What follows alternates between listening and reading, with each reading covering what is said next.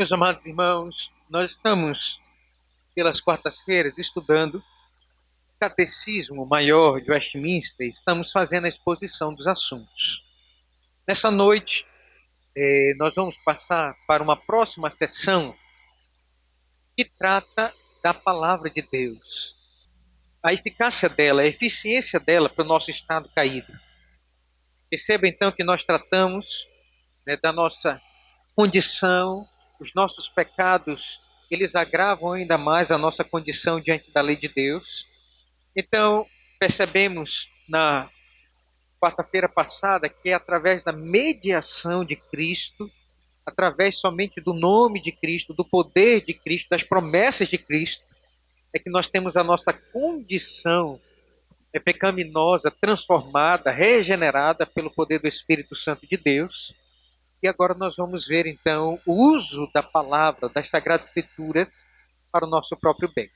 Mas eu quero aqui pensar alguns pontos preliminares para nós entendermos a importância das Sagradas Escrituras. Em primeiro lugar, nós temos que entender, meus irmãos, que a palavra de Deus, ela, segundo os pastores puritanos que escreveram o Catecismo Maior, elas não podem ser pregadas publicamente por todas as pessoas na igreja. Nós temos que entender isso. Na igreja evangélica, qualquer um se levanta para poder pregar publicamente. Na igreja reformada, de viés protestante reformado, na igreja tradicional, nós entendemos, meus irmãos, que somente as pessoas que têm o ofício e que são vocacionadas por Deus é quem podem pregar publicamente para a igreja as Sagradas Escrituras, fazer sermões orais para que a igreja aprenda. Então, nesse sentido, a igreja reformada, ela zela por isso, por pessoas que têm o ofício, que tenham alguma preparação, que façam um seminário, que vão até a cursos teológicos e aprendam para poder expor de maneira profunda e eficaz as Sagradas Escrituras para o povo de Deus. Então, nesse sentido, na nossa igreja, de confissão reformada, nós não aceitamos qualquer tipo de pessoa pregando. Você não vai ver isso como nas igrejas pentecostais, aonde os irmãos são chamados à mercê da sorte de alguém ter uma boa palavra naquela noite para poder anunciar para a igreja. Isso acontece muito na igreja, de cunho pentecostal. Quem tem uma palavra? Queremos chamar o irmão que está visitando. E o irmão foi lá para receber a palavra, de repente é chamado lá na frente, e ele então de surpresa, com as pernas trêmulas, com o coração palpitando, ele vai dar uma palavra, do vazio do seu coração e da dureza da sua mente, e daí então todo mundo ainda vai ficar envergonhado. Vai dar um testemunho, que muitas vezes, como nós vemos por aí, a pessoa começa a dar ao invés de um testemunho, é um testemunho. É muito triste, é só tristeza, é só derrota. E aí não abençoa a vida de ninguém. Aí, de repente, a pessoa começa a dar o testemunho, aí o cônjuge se levanta no meio da igreja e diz, é mentira. Já pensou?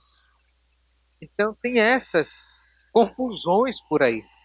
Então, nesse sentido, na igreja reformada, irmãos, nós prezamos por pessoas que tenham uma certa instrução na casa de profetas, eles estudem, que tenham um estudo das Sagradas Escrituras, teológico, hermenêutico, homilético, de oratória, para poder pregar na igreja. Ok?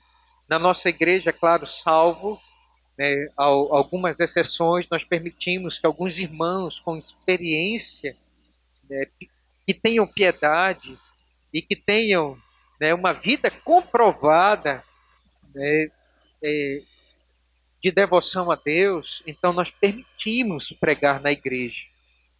Mas isso é a exceção. O ordinário é aqueles irmãos que têm um ofício, que têm uma vocação e que tenham instrução. Segundo ponto aqui, meus irmãos, que nós devemos entender com relação às Sagradas Escrituras, é que ela deve ser pregada na língua do povo. Sagradas Escrituras, ela não pode ser pregada de uma maneira que as pessoas não entendam.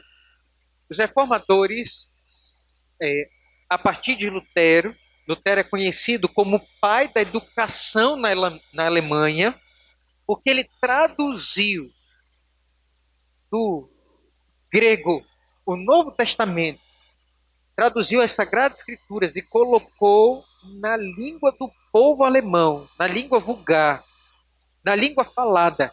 Ele colocou para o povo ler as Sagradas Escrituras na sua própria língua. Naqueles dias, irmãos, não havia a Bíblia traduzida para a língua do povo. Ninguém entendia nada. As missas eram realizadas em latim. Ave Padre Pradarara. E era um latido danado. Ninguém entendia nada. A tal ponto de que os crentes esperavam os padres católicos romanos irem embora. E eles esperavam, então, o pregador protestante, reformado, que queria reforma, e eles, então, faziam culto e ouviam a pregação de Deus na sua própria língua. Sermões de 2, 3 horas e o povo não arredava o pé. E hoje o povo, com 45 minutos, está se coçando na cadeira e sai 2, 3 vezes para ir beber água e não tem uma atenção, 45 minutos, 1 hora, para ouvir a palavra de Deus. Nós estamos vivendo um ciclo na história, né, que é justamente o povo já está tão cheio, a barriga espiritual está tão cheia de porcaria, que não aguenta, né, não está preparado para comer o verdadeiro pão do céu, né? E, em segundo lugar, dentro desse ponto, irmãos, é tão importante para a igreja reformada que a pregação das Sagradas Escrituras seja na língua do povo, que nós vivemos hoje também, principalmente aqui em Belém, o movimento pentecostal é forte, a Igreja Assembleia de Deus, a Quadrangular, né, e outras mais que aceitam os dons carismáticos de revelação, e por aí você vê as pessoas revelando no meio do culto. E aceitam também, né, o dom de sonhos. A pessoa sonha, né, chega para você e diz: eu tive um sonho com você. Ou na igreja mesmo, pessoas dizem que têm sonhos. E a maioria desses sonhos são sonhos para falar da vida alheia. Teve um irmão que sonhou, disse que foi no inferno. Sonhou e foi no inferno. E lá ele viu um grilo. E esse grilo estava com uma cabeleira enorme. Eram de todas as irmãs da Assembleia que estavam cortando o cabelo. Iam para o inferno. O grilo estava lá, à prova. Foi falar que as irmãs estavam cortando o cabelo. Em outras palavras, não tinha nada de sonho.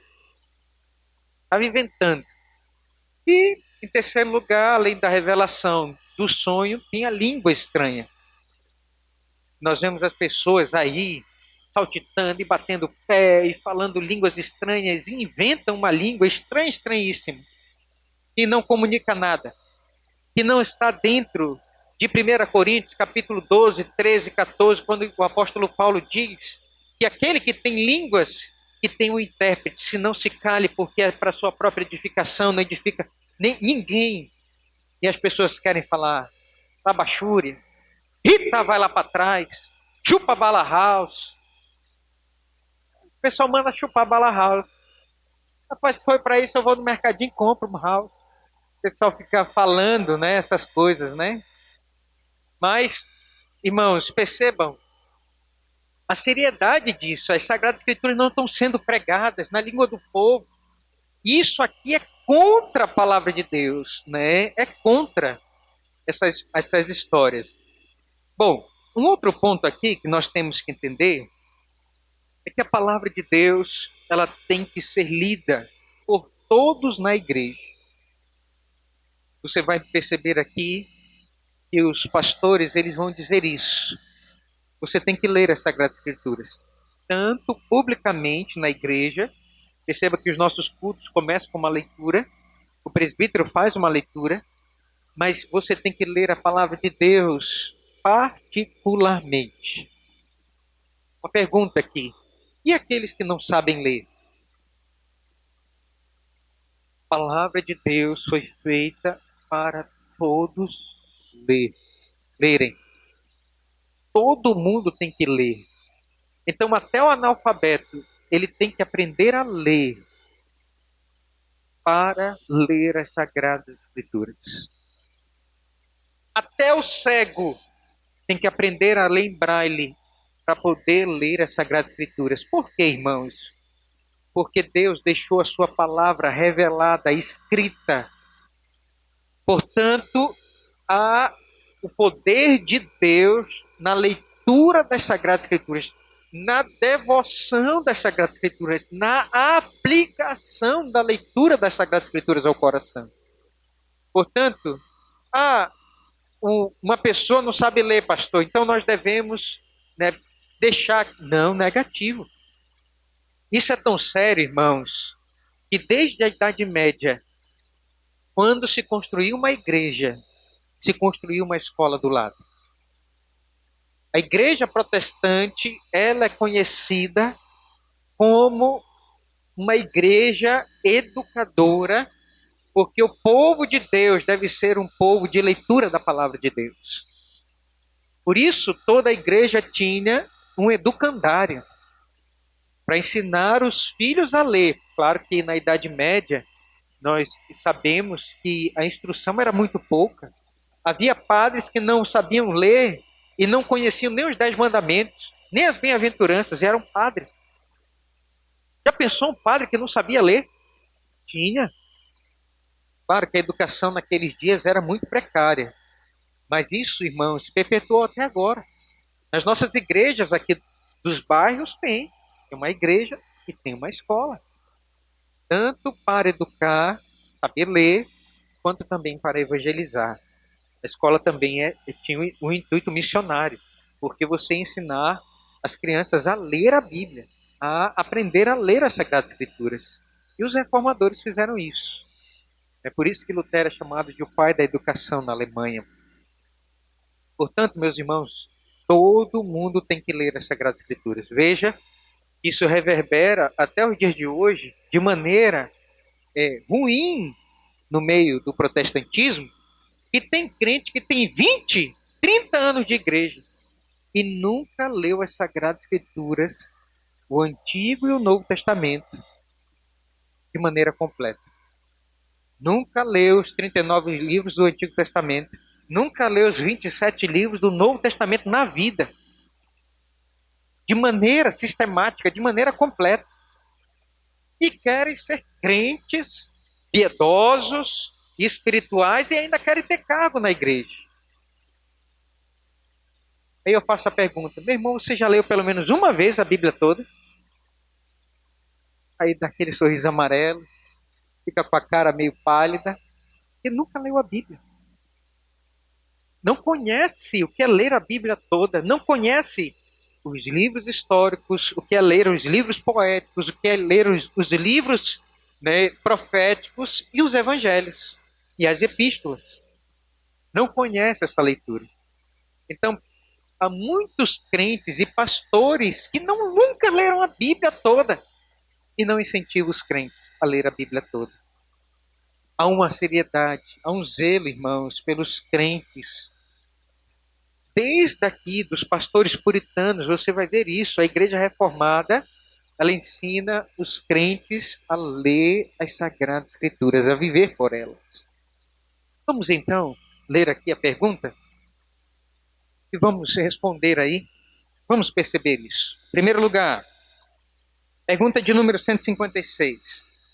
A palavra de Deus deve ser lida por todos? Resposta: embora não seja permitido todos lerem a palavra publicamente, congregação, com todos os homens de todas as condições, têm obrigação de lê-la em particular, para si mesmos e com as suas famílias, e para este fim, as Santas Escrituras devem ser traduzidas das línguas originais para as línguas vulgares. Vamos ler, por favor, irmãos, Neemias, capítulo de número 8. Vamos perceber isso aí. Diz assim a palavra de Deus, a partir do verso de número 3. Esdras está lendo aqui para o povo, depois de voltar do cativeiro, pela primeira vez as Sagradas Escrituras. Vai dizer assim o verso 3. E leu no livro, diante da praça, que está à fronteira à porta das águas, desde a alva ao meio-dia, perante homens e mulheres, os que podiam entender. E todo o povo tinha os ouvidos atentos ao livro da lei. Esdras, o escriba, estava num púlpito de madeira, que fizeram para aquele fim. Estavam em pé junto a ele, à sua direita, Matitias, Sema, Anaías, Urias, Ilquias e Maacéias. E à sua esquerda, Pedaías, Misael, Malquias, Rassum, Rasbadana, Zacarias e Messulão. Esdras abriu o livro à vista de todo o povo, porque estava acima dele. Abrindo ele, todo o povo se pôs em pé. Esdras bendisse ao Senhor, o grande Deus, e todo o povo respondeu: Amém e Amém. Levantando as mãos, inclinaram-se a adorar o Senhor com o rosto em terra. Verso de número 8. Leram no livro, na lei de Deus, claramente dando explicações, de maneira que entendessem o que se lia. Neemias era o governador e Esdras, sacerdote e escribas, e os levitas ensinavam todo o povo. Lhe disseram: Este dia é consagrado ao Senhor vosso Deus, pelo que não pranteeis nem choreis, porque todo o povo chorava, ouvindo as palavras da lei. Disse-lhe mais: Ide comei carnes gordas, tomai bebidas doces e enviai porções aos que não têm nada preparado para si, porque este dia é consagrado ao nosso Senhor. Portanto, não vos entristeçais, porque a alegria do Senhor é a nossa força. Notem, meus irmãos, aqui nesse texto, em primeiro lugar, a leitura pública para o povo de Deus, desde o Antigo Testamento. Vejam aí, por favor, o que diz aí o verso de número 4. Esdras, o escriba, estava num púlpito de madeira que fizeram para aquele fim. Percebam aqui, então, que desde o Antigo Testamento, o povo de Deus era chamado para reunião pública e fizeram um púlpito de madeira. E de lá a pregação era feita. Como era essa pregação? Vejam aí, por favor, verso de número 5. Esdras abriu o livro à vista de todo o povo, porque estava acima dele. Abrindo-o ele, todo o povo se pôs em pé. Percebe em primeiro lugar aqui que a pregação era feita na Bíblia. Não era de revelação, de sonho e de língua estranha. Não, era na Bíblia. Agora perceba aqui, por favor, comigo, irmãos, verso de número 8. Leram no livro da lei de Deus claramente, dando explicações de maneira que entendesse o que se lia. Percebam que a pregação, a leitura era feita no livro da lei e se davam explicações para que o povo entendesse. A palavra de Deus, ela é pregada de forma racional, à mente. Então Esdras, que era versado nas Sagradas Escrituras, era copista, era escriba da lei, vai dizer que eles davam explicações para o povo. O povo tinha que entender o que estava se lendo. Não é somente ler, é explicar. Por isso é tão importante, irmãos, que na leitura, né, que nós fazemos aqui no dia de domingo no culto, quando o presbítero vai ler, Não faça a leitura e diz que Deus aplique ao coração dos irmãos. Que é isso? Você não vai atingir a mente dos irmãos com essa colocação. Você tem que explicar e você tem que aplicar a leitura da palavra de Deus ao coração do povo. Isso é pregação expositiva. O que é pregação expositiva? Ler o texto, explicar o texto e aplicar o texto. Então, se você lê o texto, só repetir o texto e pedir para Deus aplicar a leitura no coração do povo, você não expôs o texto e não explicou e não aplicou para o povo. Isso não é pregação. Isso é só leitura da Bíblia. É por isso nessas igrejas Assembleia de Deus, teve um irmão, né, que estava visitando, era um presbiteriano. Aí, de repente, o dirigente disse: nós temos aqui no nosso meio um pregador, um irmão presbiteriano, ele vai dar uma palavra agora. Aí o irmão começou a se tremer todinho: o que eu vou falar? E vinha na mente dele, ele procurando algum texto, ele não se lembrava, deu um branco, e o coração palpitando, ele não se lembrava de nada. Aí lembrou do Salmo 23. Aí ele abriu no Salmo 23. Meus amados irmãos, eu quero ler agora com vocês nessa noite o Salmo 23. Impostou a voz e disse: vamos ler. O Senhor é meu pastor. Aí o povo: aleluia, glória. Aí ele começou a pegar gás. E nada me faltará. Aí ele: oh, glória, aleluia. O pessoal começou agora e começou sapateado. E ele me faz repousar em pastos verdejantes, meus irmãos. E o povo começou a se alegrar. E ele disse: que Deus abençoe pela sua palavra. Leu o salmo todo. E no final: que Deus nos abençoe pela sua palavra. Amém. O povo: oh, glória, aleluia. Só impostou a voz e leu o texto. Mais nada. Da pregação só se salvou a leitura do texto, que é sagrado. Não fez uma aplicação, não fez nada. Então, geralmente, irmãos, é assim. Mas nós percebemos que desde o Antigo Testamento, a leitura é feita no púlpito, dando explicações para que o povo entenda. E nós vamos ver aqui uma segunda reação. Leia comigo, por favor, verso de número 9. Neemias era o governador, e Esdras sacerdote e escriba, e os levitas que ensinavam todo o povo lhe disseram: este dia é consagrado ao Senhor vosso Deus, pelo que não pranteeis nem choreis, porque todo o povo chorava, ouvindo as palavras da lei. Percebam, meus irmãos, que quando a palavra de Deus ela é pregada ao nosso racional, ela desce, irmãos, para o nosso coração.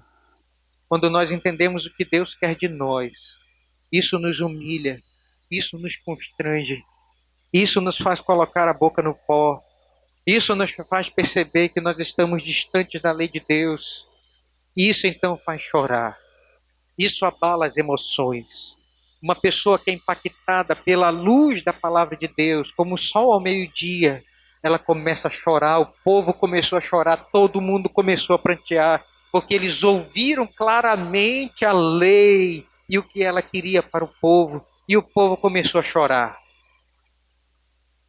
Pelo que foi tão grande o choro, que Esdras precisou dizer: meus irmãos, esse não é dia para chorar, mas é dia para se alegrar no Senhor, porque o Senhor é a nossa força.